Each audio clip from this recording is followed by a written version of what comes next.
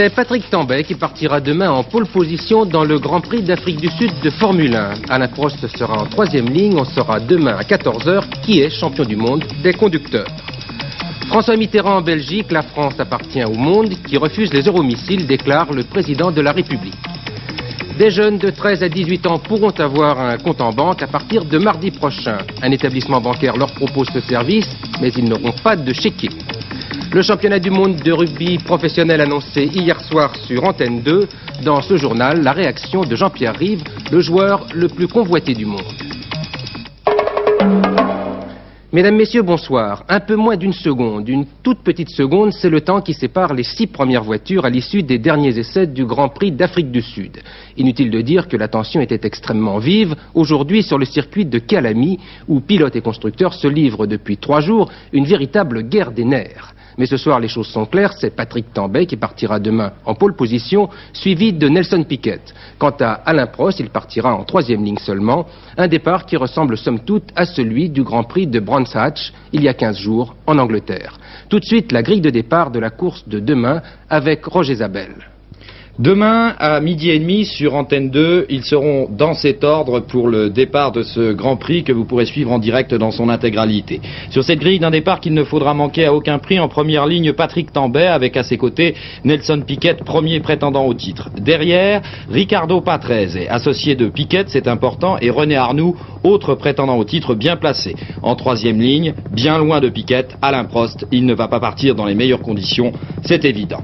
L'arbitre de ce Grand Prix d'Afrique du Sud, c'est lui, Patrick Tambay. Bien des choses dépendront de sa manière de courir. Il veut gagner à Calamy, c'est ce qu'il dit, mais courra-t-il pour son écurie, c'est-à-dire pour Arnoux contre Piquet et Prost? On peut le supposer, d'autant que dans les stands, on dit qu'il pourrait rester chez Ferrari la saison prochaine. Le mieux placé pour le titre de champion du monde, Nelson Piquet. On a vu à Brands Hatch que sa voiture tournait comme une horloge, et s'il s'en va en tête, il sera bien difficile de le rejoindre. Ce soir, il est le grand favori. En deuxième ligne, René Arnoux. Il a semble-t-il oublié son entorse de la cheville, son souhait, gagner à Calamy, mais aussi que Prost et Piquet soient contraints à l'abandon, sa seule chance de devenir champion du monde. Puis vient Alain Prost, le dernier vainqueur à Calamy. Il lui faudra doubler au moins 4 voitures, dont les 2 de ses principaux concurrents, Arnoux et Piquet, et les 2 de leurs coéquipiers, Tambay et Patrese. Ce sera dur, très dur. Et ce Grand Prix est effectivement le dernier de la saison. Et tout va se jouer demain pour le championnat du monde des conducteurs, comme vous le disiez, Roger Zabel, avec un duel extrêmement serré entre Alain Prost, en tête de ce championnat, et l'Australien Nelson Piquet, qui le talonne de très près. Demain après-midi, tous les regards seront donc tournés vers Alain Prost, un rôle difficile à assumer pour le pilote français qui est soumis à une très rude pression. Mais l'on dit que le français n'est jamais si bon que dans ces circonstances. C'est ce qu'a voulu voir sur place notre envoyé spécial, Jean Mamère. Apparemment, calme et détendu, notre peut-être futur champion du monde. En fait, il n'en est rien. Harcelé par tous les côtés à son hôtel, Alain Prost se cache. Le classique boulot, repos, dodo tourne maintenant à l'enfer, et même le golf qu'il pratique pour trouver la tranquillité ne lui apporte plus cette sérénité qu'il recherche. Bon, je sens vraiment beaucoup de problèmes pour justement me séparer un petit peu de tout le monde, et le golf est un moyen idéal. Bon, en plus c'est de nature, on marche, on a tendance à faire l'exercice physique pas trop violent avant la course, et c'est un bon moyen. Ce titre serait bien sûr pour lui la consécration. Il est conscient, même s'il s'en défend, qu'il rentrera dans l'histoire s'il devient le premier champion du monde automobile français. Mais il sait aussi qu'en cas de défaite, les critiques ne manqueront pas de l'assaillir. Alors de quoi rater des coups même faciles, surtout lorsque l'on est en difficulté.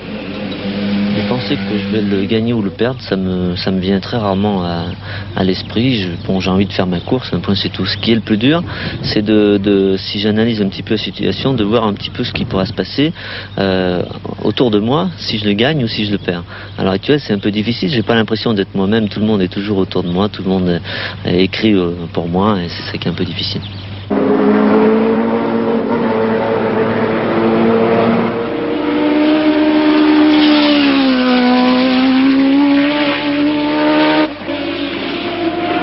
Qu'est-ce qu'il faut dire à Alain Prost alors? À quelques encablures de gros merde.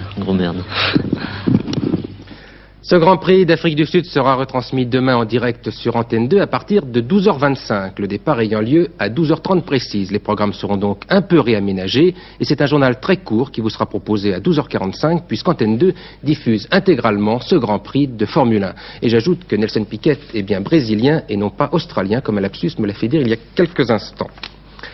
Fin de la visite officielle en Belgique de François Mitterrand, une visite qui avait pris un tour un peu particulier hier avec les déclarations du président français sur les euromissiles. Un thème repris à nouveau par le président de la République aujourd'hui. M. Mitterrand était à Liège, c'était la dernière étape de sa visite et il a rappelé qu'un gel des armements était inconcevable sans qu'un équilibre ait été préalablement établi. Un équilibre réalisé dans le sens de la baisse. Je voudrais vous citer deux phrases de M. Mitterrand à propos de la sécurité en Europe. Aujourd'hui, à Liège, qu'il n'y ait pas un seul euromissile sur le sol de l'Europe, et je signe des deux mains. Et hier, à Bruxelles, les pacifistes sont à l'ouest, les euromissiles à l'est, il y a là un rapport inégal. Ces deux formules du chef de l'État expliquent bien la politique de la France en matière de défense. Pour le désarmement, la diminution des armes nucléaires, mais aussi pour une mise en garde à l'opinion publique européenne, à la veille de grandes manifestations des pacifistes, en Allemagne, en Belgique, en France, un pacifisme qui, selon M. Mitterrand, risque de consacrer le déséquilibre des forces au détriment de l'Ouest. La France appartient au monde qui refuse les euromissiles. La France appartient au monde qui entend limiter par le bas, donc réduire les forces en présence. Mais la France n'entend pas geler en un moment arbitrairement choisi, sans que l'équilibre par le bas ait été préalablement établi, entendu, décidé, geler une situation qui créerait pour longtemps un déséquilibre mortel. Je parle au nom de mon pays et je vous le dis très clairement, quelque décision qui soit prise par d'autres, je m'en tiendrai à la décision que j'ai prise dans la responsabilité qui est mienne. Il ne s'agit pas, a précisé M. Mitterrand, de donner des conseils, d'intervenir dans la vie politique d'un pays voisin. Mais il faut insister pour bien se faire comprendre et se faire l'avocat d'une politique de paix. Mais dans ce voyage qui se terminait à Liège, en plein pays wallon, il a aussi été question de l'Europe, de son financement, de la lutte contre le chômage, d'un projet de TGV, de la centrale nucléaire de Chaux, à la frontière franco-belge, et à Liège, quelques écologistes ont brandi leur banderole anti-centrale. Et enfin, il a été question de la francophonie. Sur ce thème, Liège était un choix idéal, Liège qui se bat pour une meilleure présence française en Belgique. Et l'agence TASS vient de critiquer les déclarations de François Mitterrand. L'agence officielle soviétique reproche au chef de l'État français d'avoir répété la thèse de la propagande occidentale, selon laquelle le déploiement des Pershing et des missiles de croisière servirait au maintien de l'équilibre des forces en Europe. Donc une réaction de l'agence soviétique TASS. Adoption la nuit dernière à l'Assemblée nationale du projet de loi sur la formation professionnelle. Ce projet de loi définit les nouvelles orientations de la politique du gouvernement dans le domaine de la formation. Je vous propose de voir tout de suite le détail de ce texte avec Martine Gisson et nous irons ensuite constater sur le terrain les effets des plans qui ont été mis en place depuis 1 an et demi pour la formation des jeunes de 16 à 18 ans. Et pour cela, Jean-Marc Dubois s'est rendu à Vénissieux. Mais tout de suite, les grands thèmes du projet de loi. Tous les secteurs de l'industrie vont devoir négocier avec les syndicats un accord sur la formation de leurs salariés. Sont exclus de cette obligation les entreprises de moins de 50 salariés. Le CNPF est totalement opposé à ce projet. Si vous travaillez dans une entreprise de moins de 10 salariés, vous aurez droit, vous aussi, à un congé formation sans charge supplémentaire pour votre entreprise. C'est un fonds paritaire régional qui financera cette formation. Enfin, les jeunes qui sortent de l'école et qui n'ont pas de qualification pourront être embauchés de 6 mois à 2 ans dans une entreprise qui leur assurera une formation. Ces jeunes seront rémunérés, on ignore encore le montant de cette rémunération. Chama a 19 ans. Elle travaille depuis le 1er septembre dans ce magasin d'alimentation à Lyon. Auparavant, elle était restée 2 ans au chômage. Et puis, elle a suivi un stage d'orientation active. 6 semaines durant lesquelles elle a pu apprendre le métier de vendeuse. À l'issue de son stage, son employeur a décidé de la garder, une première embauche.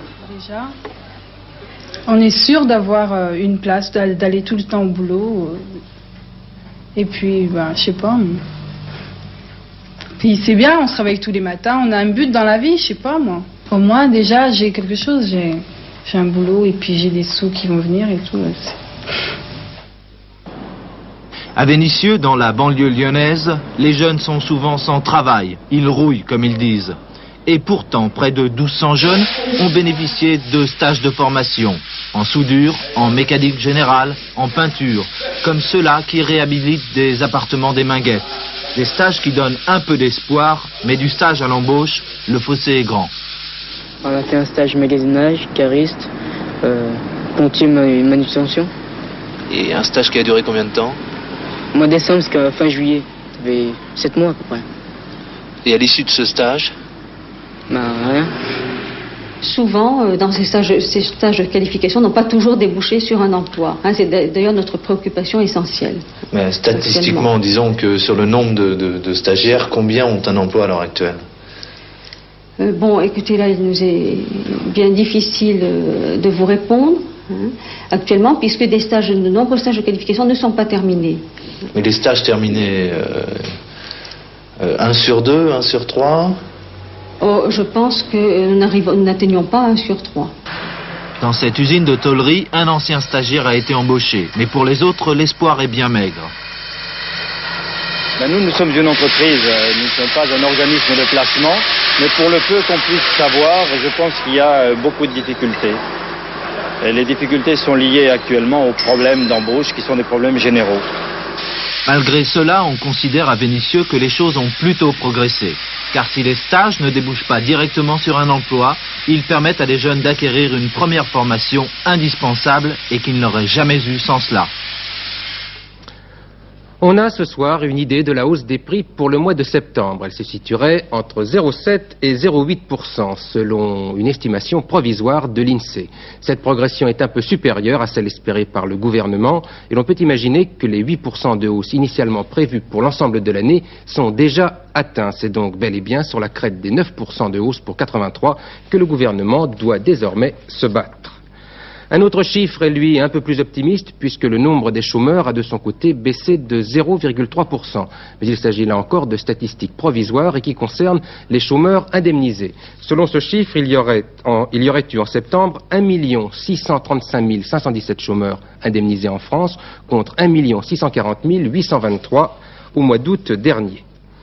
Et puis nous sommes maintenant à 5 jours des élections à la sécurité sociale, devant les difficultés pratiques, notamment pour certaines inscriptions sur les listes. Un numéro de téléphone a été mis à votre disposition. Ce numéro, le voici, il s'agit du 249 70 70. Si vous êtes en province, vous faites bien sûr auparavant le 16 puis le 1. Le standard est en mesure de répondre à toutes vos questions concernant ces élections.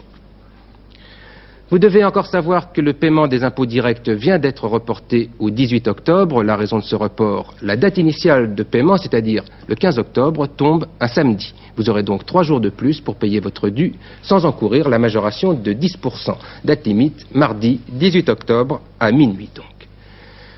Une innovation qui fait quelques bruits dans le landerneau bancaire. Le CIC propose en effet à partir du début de la semaine prochaine un nouveau compte destiné aux jeunes de 13 à 18 ans. Il s'agit donc d'une clientèle qui n'avait guère sa place dans les banques jusqu'à ce jour. Mais pas question de donner des chéquiers à ces jeunes gens qui pourront utiliser leur argent à l'aide d'une carte magnétique. Il est vrai que l'informatique n'a plus de secret pour les adolescents.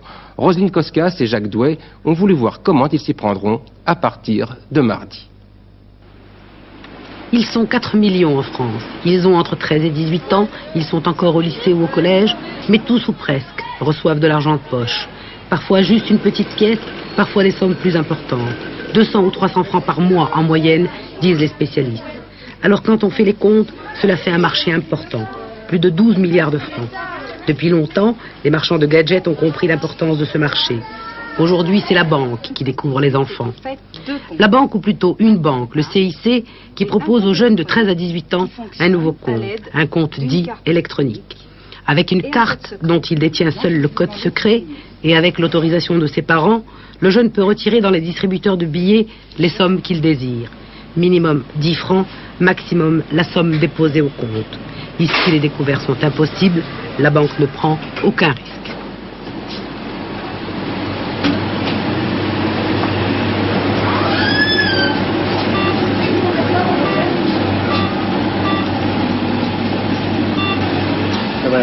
Pas très innocent ce nouveau gadget. La banque qui fait les yeux doux aux jeunes a bien compris que ces 13-18 ans-là peuvent être ses futurs clients. La clientèle de demain, c'est celle des jeunes d'aujourd'hui.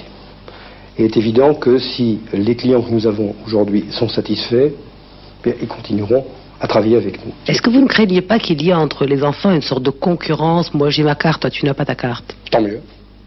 Si elle existe, eh bien, je dirais que ceux qui n'ont pas leur carte, comme vous dites, eh bien, se dépêcheront d'en avoir une. Et c'est effectivement aussi une des raisons pour laquelle nous lançons cette initiative.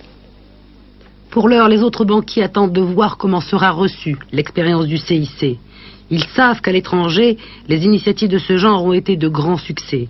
Ils savent surtout qu'un marché important existe et qu'il faut désormais s'attacher à la clientèle des jeunes bien avant leur majorité.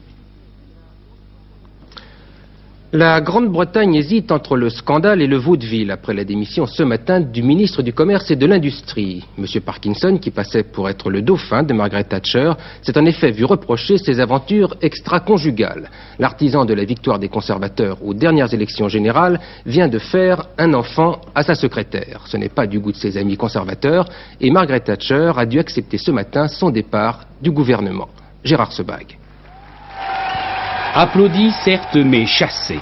Pour la puritaine Angleterre, fauter avec sa secrétaire, cela ne pardonne pas, surtout lorsque l'on appartient au parti conservateur de Mme Thatcher.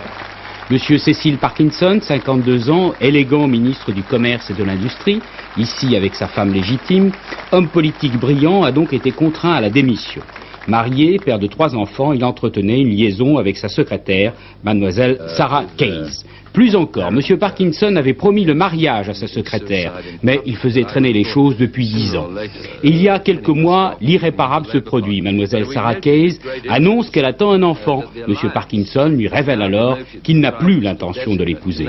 L'affaire éclate au grand jour, la presse britannique révèle les petits secrets de cette liaison.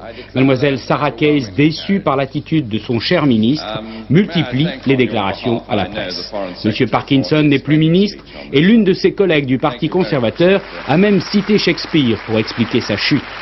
La furie de l'enfer n'égale pas celle d'une femme qui a été méprisée. Mais rassurons-nous, l'heureux événement, la naissance du bébé, est prévu pour le début janvier.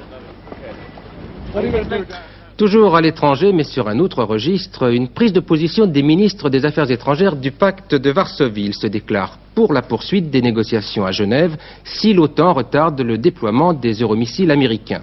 Un communiqué accueilli favorablement par la Maison-Blanche. Et puis alors que les pacifistes européens se préparent à lancer leur campagne, un autre pacifiste, soviétique celui-là, vient d'être condamné à Moscou à 1 an de prison pour propagande antisoviétique. Oleg Radzinsky était le fondateur du groupe pour l'instauration de la confiance entre l'URSS et les États-Unis. Au Chili, 6 morts et 250 arrestations, c'est le bilan de la dernière journée de Protesta, le mouvement de contestation du régime du général Pinochet. Patrick Clément. Chaque image nouvelle envoyée par satellite du Chili nous donne un peu plus chaque fois l'impression que les étudiants sont de plus en plus déterminés, osent de plus en plus affronter presque de face les policiers de Pinochet. Une détermination qui leur coûte cher depuis le 11 mai, un bilan officiel donne 69 morts et pour la seule journée d'hier, 6 personnes ont été tuées, 250 ont été arrêtées. Si les étudiants sont déterminés, il en va de même de la police, témoin se tire tendu. Des incidents du même genre sont produits à Concepción, 500 km au sud de Santiago, Valparaiso, et puis dans d'autres villes encore du pays. Le mouvement s'étend donc géographiquement, mais aussi politiquement, des communistes en passant par les socialistes, des personnalités allant de la droite libérale à la gauche marxiste, tous, même s'ils n'ont pas été impliqués directement dans ce mouvement de contestation, tous ont souligné la légitimité du droit à manifester, seule manière, disent-ils, pour le peuple de se faire entendre du gouvernement Pinochet. Confusion en Israël 4 jours seulement après l'investiture du nouveau gouvernement. La démission du ministre des Finances qui avait proposé de faire du dollar américain la monnaie israélienne, cette démission n'a pas suffi à calmer les esprits, avec en arrière-plan une crise économique sans précédent. De Jérusalem, notre correspondant Charles Anderlin. La démission hier soir du ministre des Finances sur Amaridor a permis d'éviter une crise gouvernementale, l'éclatement de la majorité parlementaire dont dispose Yitzhak Shamir. Il a la confiance à la Knesset. Et comme dans chaque État démocratique, la confiance au Parlement est l'essentiel. Vous serez le prochain ministre du Trésor? Non. L'opposition travailliste, pour sa part, a lancé une offensive contre le gouvernement sur tous les fronts. Motion de censure à la Knesset, proposition d'élection anticipée. Maintenant, je suis persuadé que l'opinion publique est maintenant en mesure d'écouter l'explication que nous voudrions et nous allons faire, que voilà, c'est pas une faute tactique, c'est la faillite totale du système économique de Likoud, de laisser faire, qui ne peut pas marcher dans les conditions d'un État comme Israël, un petit peuple, un petit État, dans des conditions tellement difficiles, et qu'il faut avoir l'économie plus planifiée, plus raisonnable. Et pendant les quelques années, ils ont encouragé l'importation, ils ont diminué l'exportation. Ça ne peut pas marcher à la longue. Alors il faut reprendre la chose à la base et recommencer la construction du pays, la construction de l'économie du pays. Car la crise de confiance se durcit. Le public n'a pas écouté les appels au calme d'Yitzhak Shamir. Il a liquidé ce matin des plans d'épargne en devises pour ramener chez lui des dollars en liquide. Conséquence, l'Israélien moyen ne laisse plus son argent en banque. La vente des coffres-forts a triplé. Voici un nouveau modèle très populaire. On le cache sous le carrelage. Les habitudes du public israélien sont en train de changer rapidement. Peut-être du nouveau dans le double meurtre d'Épinal, où deux jeunes filles ont été trouvées assassinées dans des conditions très semblables. Les policiers sont en effet maintenant convaincus que les deux victimes, qui se ressemblaient beaucoup, ont bien été assassinées par la même personne. Le reportage de Thierry Calmette. Marie-Christine Hamet, 19 ans, Emmanuel Laubert, 17 ans, sont mortes toutes deux dans des circonstances étrangement identiques.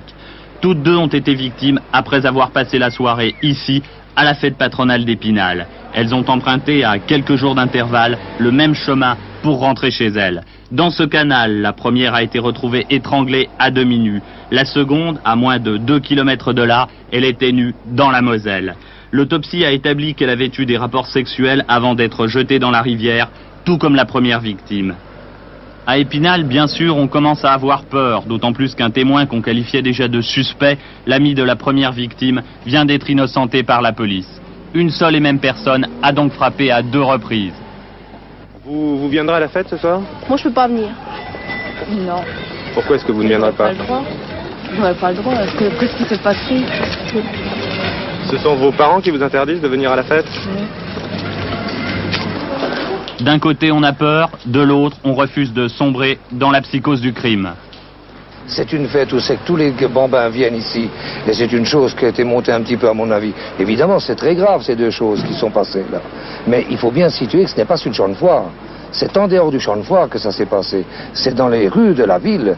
Mais ici, c'est une manifestation. Ce qui s'est produit, ça peut aussi bien se passer sur un stade, sur une grande manifestation, dans une foire exposition. Mais ça, je pense que la fête foraine, nous n'avons jamais eu des choses semblables. 13 jours après le premier meurtre, la police piétine toujours. Après la gendarmerie, c'est maintenant le SRPJ de Nancy qui dirige l'enquête. À quel point en est l'enquête en ce moment? Toujours pas.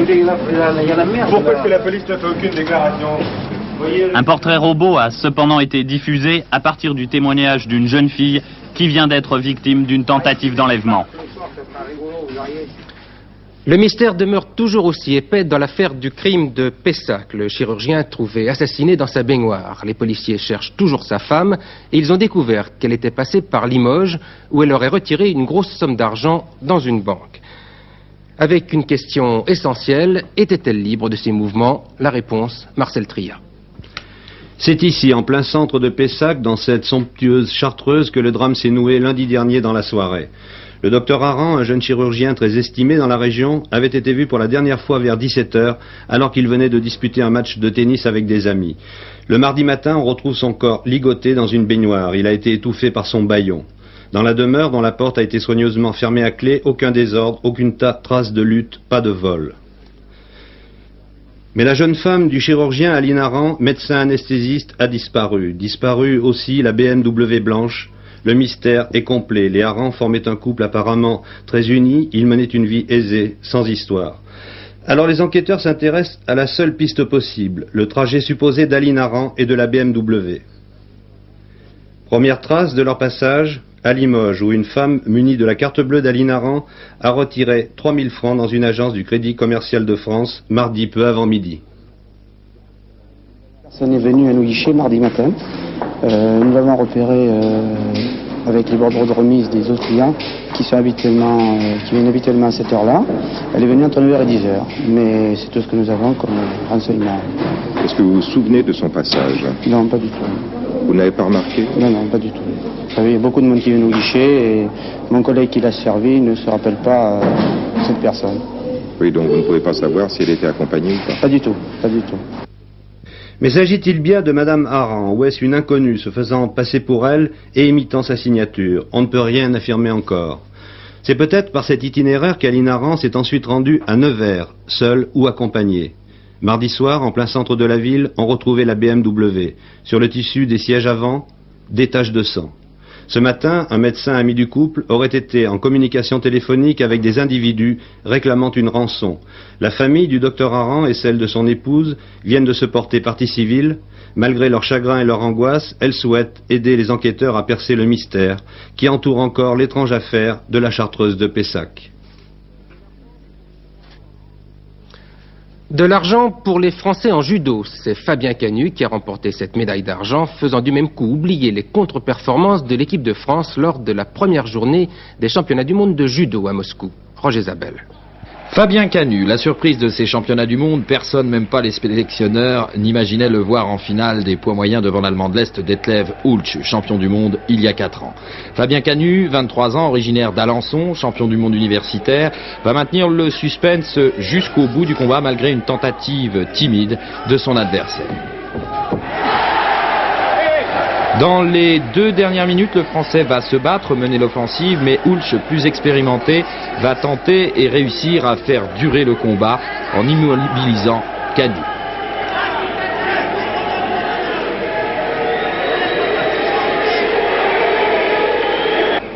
Fin du combat, aucun des 2 finalistes n'a pris un avantage. Les 2 juges de coin sont partagés. L'arbitre central fait pencher la balance. C'est Hulch qui est champion du monde. Canu, malgré cette superbe médaille d'argent, ne fait pas oublier le Français Bernard Tchoulouyan, ancien champion du monde en titre dans cette catégorie. La médaille d'argent est décernée à Fabien Canu, France. Les réactions n'ont pas tardé à se manifester après l'annonce ici même hier soir de la probable création d'un championnat du monde de rugby professionnel. C'est un Australien, David Lord, qui organiserait ce championnat et hier soir son représentant estimait que 80% des joueurs amateurs étaient prêts à y participer. Première réaction, celle d'Albert Ferras, le président de la Fédération française. Cela me fait sourire, a déclaré M. Ferras. Restait à connaître la réaction des joueurs eux-mêmes, à commencer par celle de Jean-Pierre Rive, le capitaine des Tricolores. Pierre Salviac lui a demandé tout à l'heure s'il faisait partie des joueurs retenus pour ce championnat. Mais non, je ne fais pas partie des 80%, je fais partie des 20% qui restent, c'est-à-dire que je ne suis pas concerné par cette affaire, et pourtant je suis un des rares, je crois le seul même joueur à avoir vu M. David Lord. Et je n'ai pas eu de suite depuis, voilà, bientôt 6 mois, je l'ai rencontré à Paris, et je n'ai pas eu de nouvelles. Alors, mais il vous avait fait des propositions concrètes, M. Lord? M. Lord m'avait fait des propositions concrètes, et puis il m'a dit, je vous écrirai, et puis j'attends toujours. Mais pourquoi ça vous intéresse pas l'argent? Mais ça m'intéresse pas parce que moi, ça m'intéresse pas parce que je suis bien à Paris et que je travaille bien à Paris et que tout va bien. Maintenant, d'autres Français peuvent être tentés, effectivement, mais dans quelle mesure ce projet est sérieux? Vous savez, je crois qu'aujourd'hui, j'ai fait un petit calcul. Pour réaliser une opération d'une telle envergure, M. David Lord doit engager, entre guillemets, à peu près 200 personnes. 200 personnes, ça fait peut-être un budget de 20 milliards de centimes. C'est beaucoup d'argent et pour trouver un tel budget aujourd'hui, il faudra que M. David Lord court et c'est ce qu'il fait. Il y avait un lien tiercé, demain à Auteuil, dans le prix Une risque. Voici les pronostics de Pierrette Bresse. L'As, le 7, le 2, le 10, le 8, le 3 et le 4. Et je ne me risque pas à vous donner le nom des chevaux. En tout cas, pas ce soir.